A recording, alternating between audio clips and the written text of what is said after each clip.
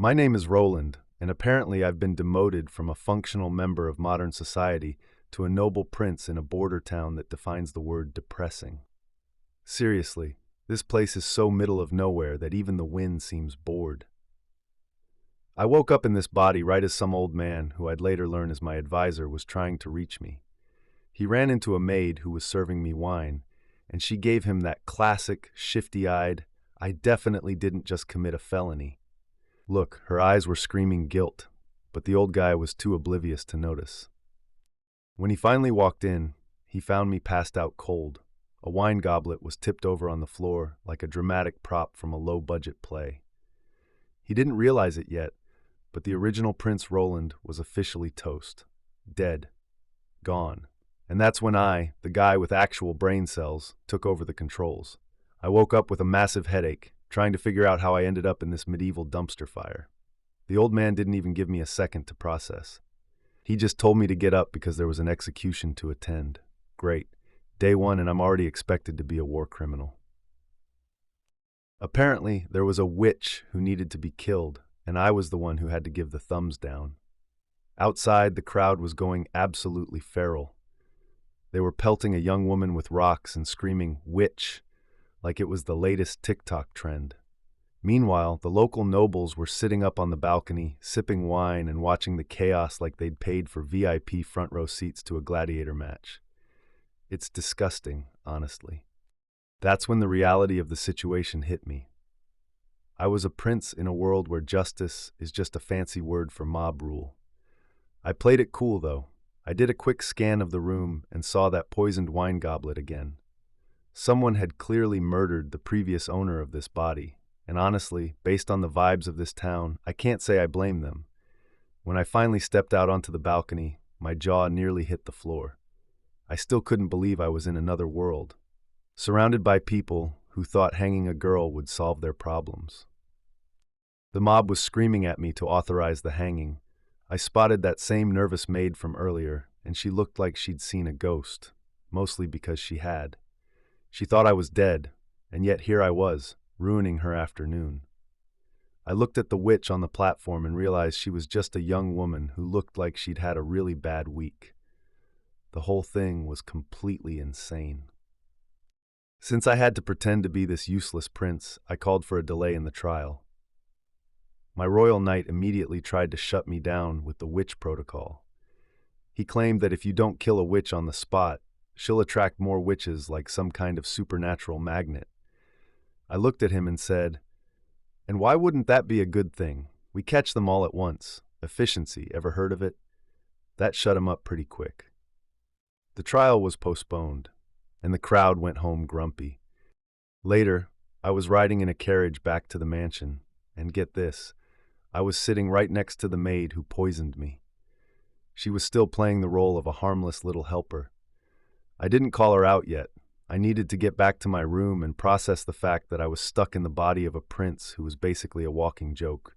No respect, no territory, and a kingdom that was stuck in the dark ages.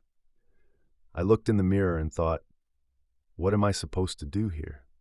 Then I saw my reflection. Okay, fine. At least the guy was hot. If I'm going to be stuck in a fantasy world, I might as well be the main character.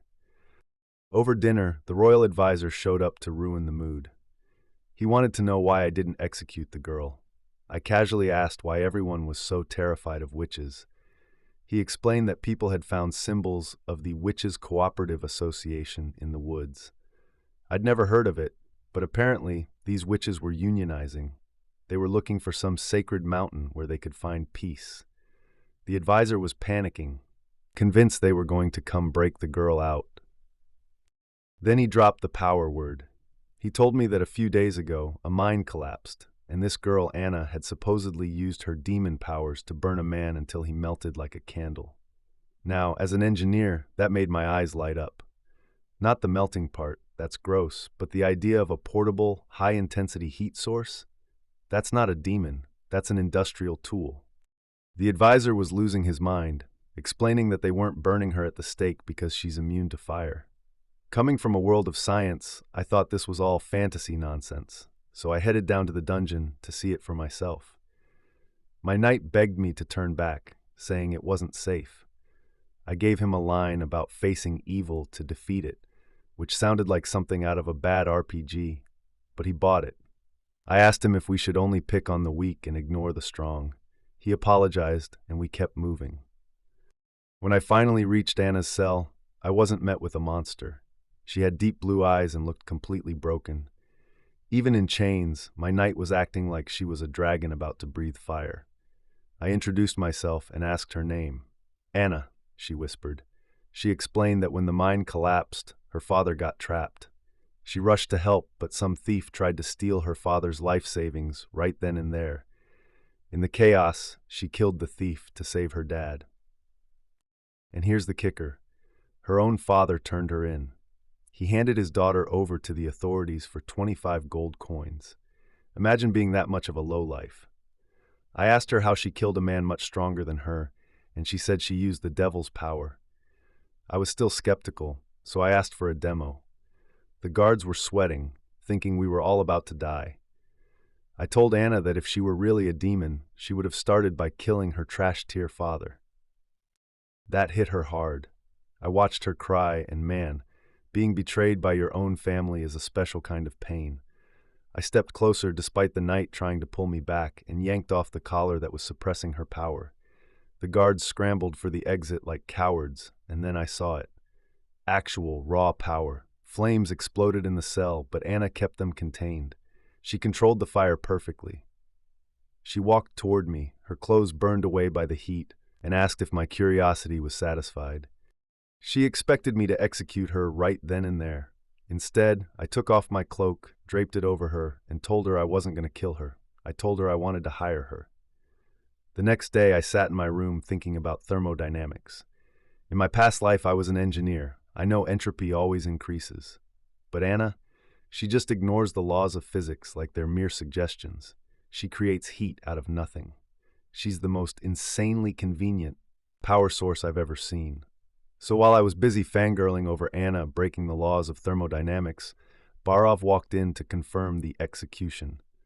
By which I mean, we hung some random hooded prisoner at noon to satisfy the bloodthirsty locals. Efficiency at its finest. Once the fake hanging was out of the way, I asked Barov for a full audit of the city's taxes and production sectors.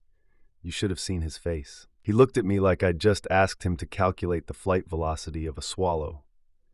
He's used to dealing with the old Prince Roland, a man whose biggest achievement was probably not choking on his own spit. So me asking about textiles and steel was a bit of a shock to his system. I looked at the map and realized I'd been dealt a truly trash hand in this royal decree game. My siblings got the economic hubs and military fortresses, while I got tossed into this desolate, broke-down border city. I asked Barov what my odds were, and he basically told me I'd already run the place into the ground last year. Apparently, the local nobles treat this city like their personal piggy bank while everyone else starves. I pointed out that the whole kingdom is basically a puppet show for the holy city of Hermes. It doesn't matter how much my brothers build, the church is pulling the strings. I told Barov that if I build a kingdom outside that religious circus, the throne is mine. I watched him have a mini existential crisis when I suggested that the church's witches are evil narrative was just a big fat lie. That's the real reason I saved Anna. She's not a demon. She's my secret weapon for a scientific revolution. Later, I found Anna in the garden, still spiraling because she thinks she's impure. I offered her a contract, 1 gold coin a month. She nearly fainted. That's more than her trash father made in a year of hard labor. I tried to explain that her power is just natural energy, like a flower that people think is poisonous but actually isn't. She didn't buy it at first, crying about being the incarnation of the devil.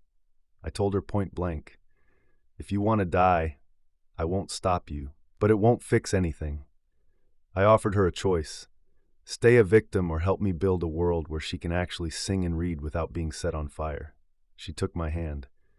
Mission accomplished. Now, with my fire witch secured, I took a look at the books. This city is a mess. We produce ore but have 0 food, so we're basically slaves to Longsong Fortress. They send us scraps in exchange for everything we mine. I decided right then, that trade deal is canceled. I told Barov we're selling to Willow City at half price to break the monopoly. He panicked, asking about winter. Apparently, demonic months are a thing here. Every winter, the gates of hell open in the mountains, and corrupted animals, basically wild boars and wolves on supernatural steroids, attack in hordes. The city has no walls, so everyone usually runs to Longsong Fortress to hide and starve. I called in the local experts, including a hunter named Iron Axe, to get the deets. They told me about hybrid beasts that grow wings and enjoy torturing people. Sounds lovely. I looked at the spot where the signal fires get lit and realized we have a 600-meter gap to defend. My knight Carter went pale when I said we weren't running to the fortress this year. He thinks it's impossible to defend 2,000 people with a handful of guards. But hey, I'm a reincarnated engineer with a fire witch and a dream. I told him we're going to build the strongest walls in history. Barov, of course, spent the night wondering if I'd been replaced by an alien. He remembered the old Roland as a walking embarrassment, the awkward nerd of the royal family. Now I'm talking about Silk Roads and taking down the church. He's terrified, but he's also starting to think I might actually be a genius, or just dangerously insane. I got to work on my first magic trick, cement. I had the workers crush limestone and clay, and then I had Anna use her fire magic to melt it down. Carter was beyond confused, asking what the point of this alchemy was. I just smiled and told him it was science. I asked Anna if she believed me, and she said yes without a second thought. Total loyalty is a hell of a drug. The next day, I had Carter hit the dried cement with a shovel. Sparks flew. The man almost had a heart attack when he realized we could build a wall out of this stuff. I told him we're going to build houses that don't fall down when the wind blows. He asked what this miracle powder was called. Cement, I said, feeling very smug. But we had a problem. Carter knows zero about construction. We needed a master builder. Barov said there were none in this dump, so I told him to go find one. Meanwhile, I ran into a guy named Carl Van Bate, a teacher who was hiding his identity because he'd been framed for a construction disaster years ago. He was a fugitive, but I didn't care. I pardoned his crimes on the spot and made him my master builder. When I showed Carl the cement, he nearly lost his mind. He realized he could finish the wall in 3 months instead of 3 years. Then he saw Anna. He thought she was a ghost. Once they finished their little emotional reunion, Carl dropped another bombshell. There's another witch in the city, a little girl named Nana. Carl, being a product of this weird society, immediately assumed I was building a harem. I had to explain, with the patience of a saint, that I need them for their skills, not for some creepy collection. We snuck Nana into the kitchen, using the ultimate lure, cake. She's the daughter of a noble, and her power is healing. I spent the afternoon testing her limits by having her heal injured animals. She can't fix death or missing limbs, but she's basically a walking med kit. I told Carter to keep her training secret. We aren't ready to fight the local nobles over her yet, especially since we have bigger problems, like my sister Garcia. Far away, she was busy rewarding pirates and being told that the assassination attempt on me failed. She thinks I just took a nap after drinking the poison. She has no idea the real Roland is gone, and she's now dealing with someone who actually understands how a lever works. So, while my sister Garcia was busy hanging alchemists for her own failure to kill me, I was dealing with the fallout of actually surviving. The ambassador from Longsong Fortress showed up, probably expecting to find me begging for bread crusts. Instead, he saw a ship from Willow City unloading actual food. The look on his face, priceless. Barov was in my ear, vibrating with anxiety like a broken smartphone. He told me the wall was on schedule, thanks Carl, and the food was in the silos, but he was convinced we were going bankrupt. He's stuck in the mindset that we need the Duke's permission to exist. I told him to relax. I'm burning through my inheritance because you can't take gold to the grave, especially if a demonic beast eats you first. I decided to flex a little. I invited the ambassador to a lavish banquet. I used the new food and even introduced him to chopsticks. I told him they were hygienic and cheap, but mostly I just wanted to watch him struggle with 2 sticks while I explained that Willow City was my new best friend. He was shook. He tried to play the "you missed your mineral delivery deadline" card, and I just gave him a bored look. I told him a landslide hit the mines, a classic "the dog ate my homework" excuse, and that I'd already sold my current stockpile to Willow City. The ambassador tried to be a nice guy, offering me 30% below market price to come back to the fortress. He thought he was doing me a favor. I just smiled and told him I'd consider it if he could get all 6 noble families to agree. Spoiler, I knew they wouldn't. I told him I wasn't sending my people to the fortress this winter. I told him I was building a wall and turning this dump into a frontier of the kingdom. He rode off thinking I was a delusional brat. Back at the fortress, Duke Ryan and the other nobles had a good laugh at my pebble wall. The Duke, being your typical arrogant villain, said he didn't care about profit. He cared about control. He'd rather everyone in the border city starve than let a prince think for himself. Typical. So, I gathered the townspeople for a State of the City address. I went full Braveheart, telling them the fortress had abandoned us and that the winter was going to be longer than a director's cut of a boring movie. I reminded them of the tragedy from 2 years ago to get them fired up, then revealed the mountain of food I'd bought. The crowd went wild. I told them they didn't have to hide in the fortress's filthy shacks anymore. I called for a militia, offering 25 silver coins a month, which is basically a fortune for these guys, and a life insurance policy. I asked if they wanted to die like nobodies or defend their homes. They roared back like they were ready to punch a demonic beast in the face. Later, I was back to my experiments. I asked Carter for powdered snow and ice. Basically, I'm looking into early refrigeration or chemical reactions, and he just looked at me like I'd lost my mind again. That night, I was about to have a glass of wine. Bad habit, honestly, considering the last one was poisoned, when a literal assassin held a knife to my throat. Her name is Nightingale. She's a witch with invisibility powers, and she's gorgeous, because of course she is. It's a fantasy trope, after all. She didn't kill me because she realized I was actually being nice to Anna and Nana. She'd been stalking me for a week, watching me do sketchy things before bed. Hey, a guy needs his privacy. And she revealed that my head chambermaid had poisoned my wine again. Nightingale saved my life, which is a pretty good way to start a friendship. She wanted to take Anna and Nana away to the Witches' Association to find a sacred mountain. I told her that was a terrible idea because of the snow and the beasts. I suggested the whole association just move in with me. She laughed, reminding me that the church would burn my city down if they found out. I gave her a cheesy line about how the witches matter to me, and she fell for it, just a little bit. Then she dropped some actual lore, the demonic possession. Apparently, when a witch turns 18, her body tries to turn inside out and explode. It sounds absolutely metal and incredibly painful. Anna is almost 18, and Nightingale thought her only chance was with the association. I agreed to let them go if it meant they'd live, but when I went to Anna's room to break the news, she pulled the ultimate, "I'm staying by your side" move. I'm an engineer, not a romantic lead, but even I was touched. Nightingale decided to stick around to help with the possession when the time comes. The next morning, the maid who poisoned me was found dead. Nightingale made it look like an accident, but she told me the truth. The girl had a poisoned tooth and killed herself. The hostage situation with her sister was a classic move by one of my brothers.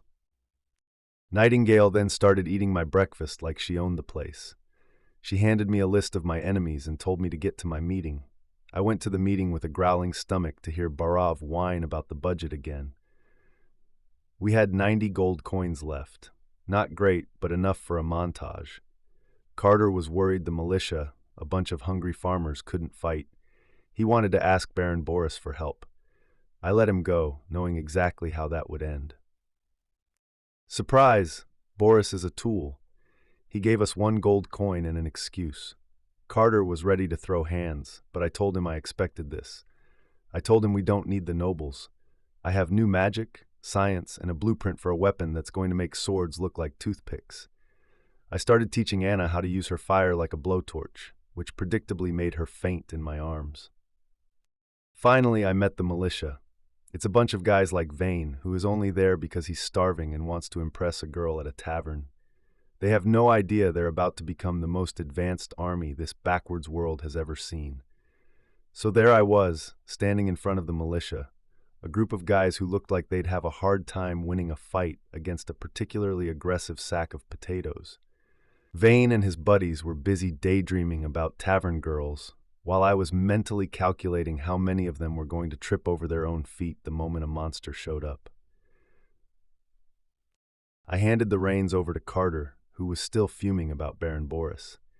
He decided the best way to train these guys was the night way, which basically involves a lot of screaming and making people stand in straight lines.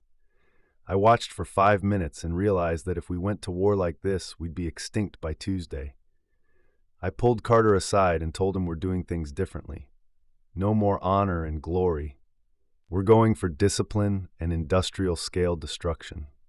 I retreated to my workshop because, honestly, the smell of sweaty farmers was getting to be a bit much. I needed to finish the project of the century. I'm talking about the flintlock. In a world where people think a crossbow is high-tech, a rifle is basically a god-tier cheat code. But to make it work, I needed a precision tool. Enter Anna, my human blowtorch. I had her focus her fire into a tiny white-hot point to cut through steel. It's a delicate process, and watching her try to concentrate while sweating like she's in a sauna was intense. Every time she finished a piece, she'd collapse into my arms, looking like a ripe tomato. Nightingale was usually lurking in the shadows, making snarky comments about my harem, but even she was impressed when I showed them the finished barrel.